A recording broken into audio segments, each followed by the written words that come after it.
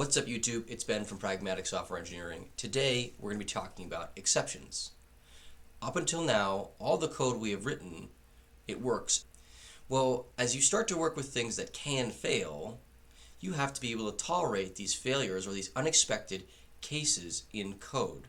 This is what we call exception handling. An exception is a sort of strange case that needs to be handled in the flow of code. And we can handle this in multiple ways. There are also different types of exceptions. We'll be going over what they are in the presentation that I have prepared for you, and we'll actually do some coding at the end. So, hop to, let's get going. Here's some Googling terms you can use to do some more research on your own time. Exception, try, catch, and finally. Exception is what we will be talking about. Try, catch is the Java sort of component we use to handle exceptions, and finally is another option you can use in that try catch clause.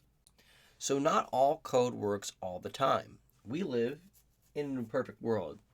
YouTube might be down, you may be driving and you ran out of gas, or you wanted to rake the leaves but you ate too much and now you just can't move. Here's a better definition of what an exception truly is. And an exception is truly a case that prevents a program or code from running and executing successfully. It will stop the code dead in its tracks if it is not handled. Let's talk about a couple cases where you could see some exceptions.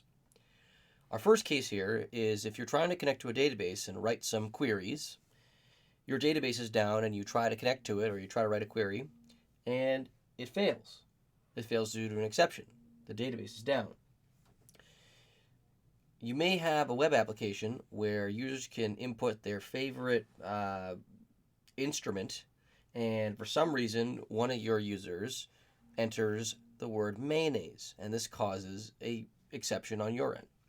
You may try to access an attribute or a function of a value that is null. That will also create an exception. Or you may run out of memory. That is also an exception. So Java exceptions really boil down to two different sort of styles of exceptions. There is an unchecked exception and a checked exception. An unchecked exception is also called a runtime exception, and an unchecked exception comes from mistakes in programming. So these sort of exceptions you'll see would be null pointer exception, array out of bounds exception, and the way we as software engineers handle these is we just write what's called defensive code, and that means we just do a lot of if statements to make sure the function we're going to call or the thing that we're accessing is not null and that we can call it. A checked exception is a little bit different. A checked exception is it has to be documented in the function. When you write a function, you will actually explicitly say this function can throw this exception, and then you have to handle this code. If you don't do this, your Java code will not compile. Let's work with some unchecked exceptions. Let's create some object. And we're going to set it to null. What we call object toString. This is going to give us an unchecked exception, specifically the null pointer exception.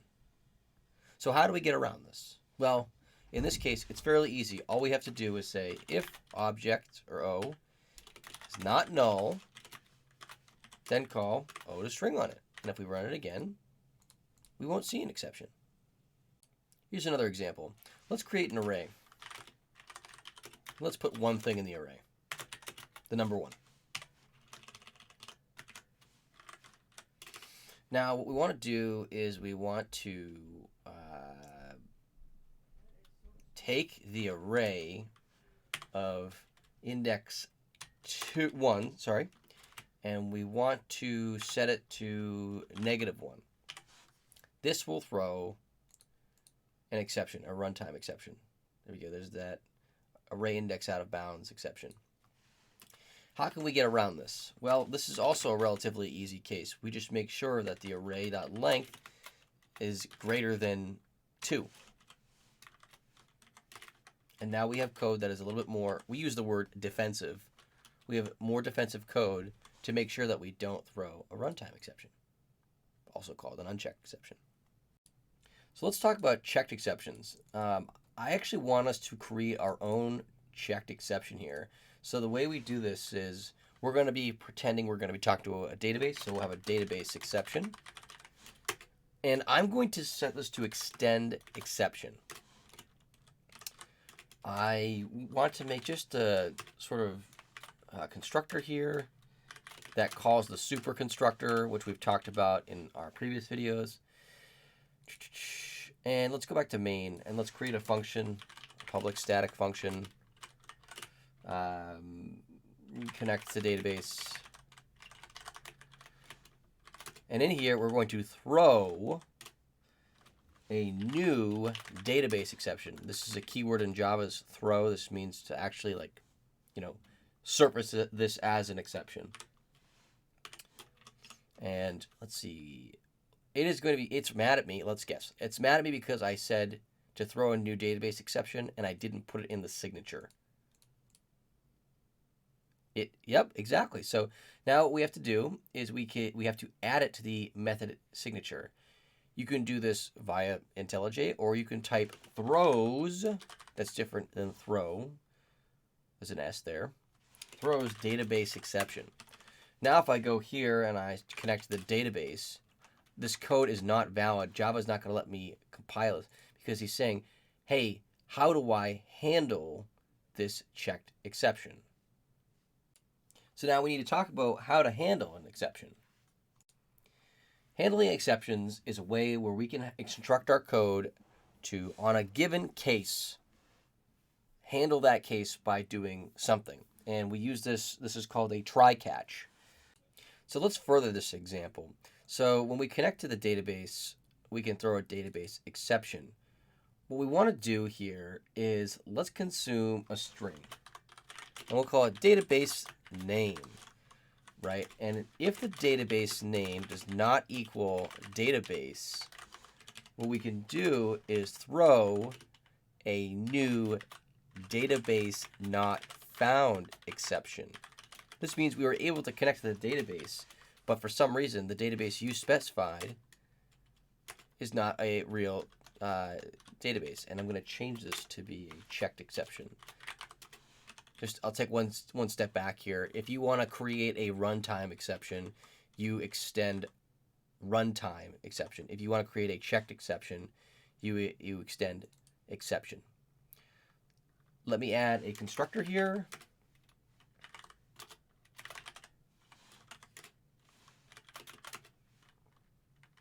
Call super. Let's go back. So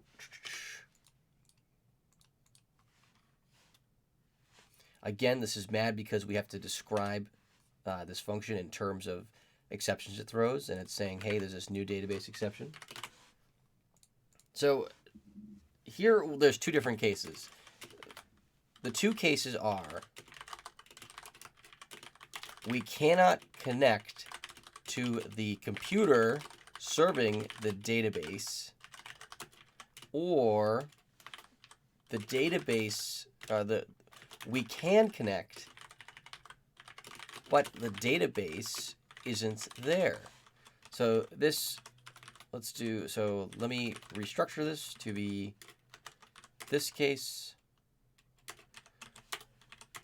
And so now we have this connected database, and what we'll do is we'll pass it some database name that doesn't exist.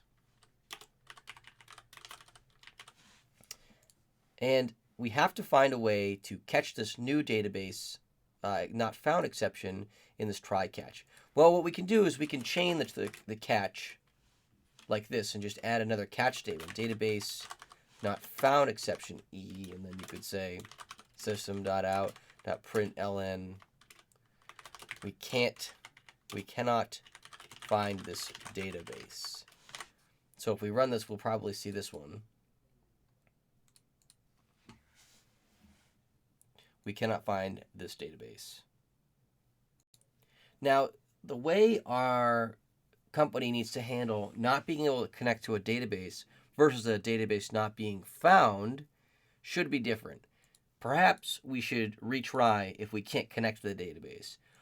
Or if the database is connecting to us, or we're connected to the database, and the database, like software, is not found, we need to send an alert, like some data has been lost, and we have to stop processing immediately so we don't lose any data. This is the reason why you separate out these catch statements. Now, let's say for some reason you don't really care. If you can't connect to the database, you always want to retry. You're making your code a little bit dumber, but let's just say that's what we're trying to do. Because of the nature of object-oriented programming, database extends exception. And so does, let me say it again. Database exception extends exception. And database not found exception extends exception. So what you could do here is you could catch all exceptions by doing it this way. And it matters if the order you put your catch clause in. So if we catch a database not found exception E, that means if a database not found exception gets thrown, we will catch it here and this code will not be run. Let me say that again. If we throw a database not found exception and we have a catch statement for that exception, we will catch it in this clause and we won't run this clause. There is another way you can bundle exception handling with catches, and you use the pipe key and you type the other exception that you'd like to handle. And now I'm catching both database not found exceptions and database exceptions. Yes, I'm catching database not found exceptions and database exceptions in here. Right, and if I wanted to, I could put a print here, say, caught the exception, an exclamation point. We have,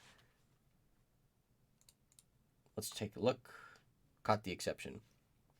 One thing I do want you guys to understand is catching an exception like this, typing catch exception, is a little bit of what we call a code smell. Basically, what this signals is a sort of, you don't really know what the type of exception is that can be thrown because of this code. So you're catching all exceptions, and this is not the preferred way of writing code. You want to really never catch an exception, but you want to catch explicit exceptions. So this is a better piece of code than just catching flat exception. Let's say you have a bunch of catch clauses, and for some reason at the end of the function you want to have all the ways you catch this exception, they all have some commonality in them.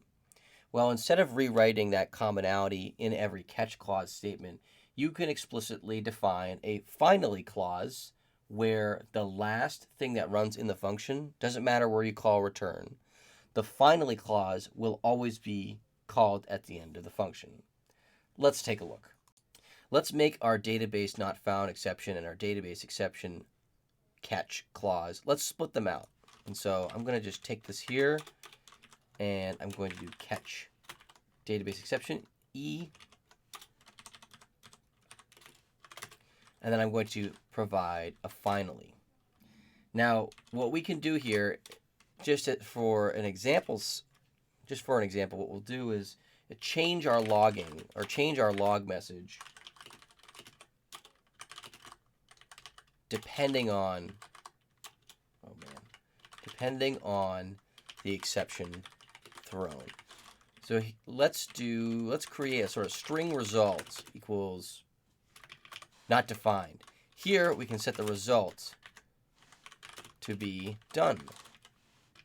Here we can set the result to be DB not found exception was thrown. And if there's a database exception, we'll just say DB exception was thrown, and we'll just leave it at that. And then finally what we can do is system.out.println result. So if we run this, we have created some code that basically, depending on the results of connecting to the database and trying to run code, it assigns the result a value, and then no matter what, no matter if anybody in here calls a return or anything like that. In fact, let's put return here. Let's do return here to show you how this works. And return right here. No matter any return call, we will always run this finally clause. So I've seen people use these a lot in this sort of case where they're catching a lot of different types of exceptions. And for some reason, they're adding some sort of logging or metrics where, depending on the different exception that gets caught, they want to log or meter something different.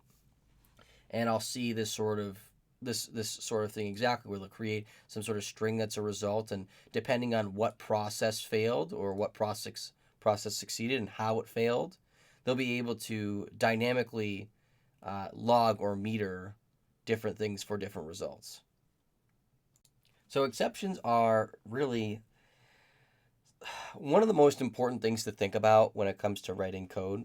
You should always think about how your code should work when everything behaves, and you should definitely think about how your code behaves when it misbehaves.